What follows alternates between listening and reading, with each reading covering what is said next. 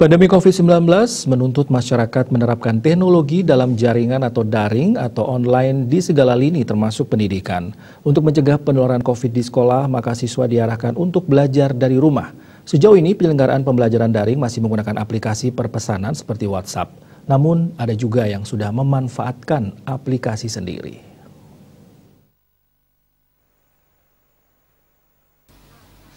Kepala SMPN 1 Singaraja, Dr. Andani Putu Karnadi, MSI mengungkapkan, sejak tahun 2017 lalu, sekolahnya telah menerapkan pembelajaran daring untuk menunjang pembelajaran tatap muka.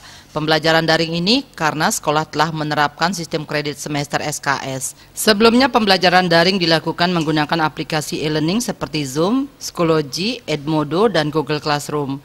Hanya saja dalam penerapannya menemui kendala seperti boros kuota. Hal ini memberatkan orang tua siswa dalam memenuhi kebutuhan kuota. Melalui pihak ketiga, Karnadi merancang aplikasi pembelajaran Buleleng Education Expo BEE dengan berbagai keunggulan. Aplikasi BEE menjadi aplikasi pembelajaran yang irit kuota sehingga tidak memberatkan orang tua siswa. Selain itu, masyarakat umum dapat mendownload aplikasi pembelajaran BEE sehingga tahu materi-materi apa saja yang telah dipublikasi.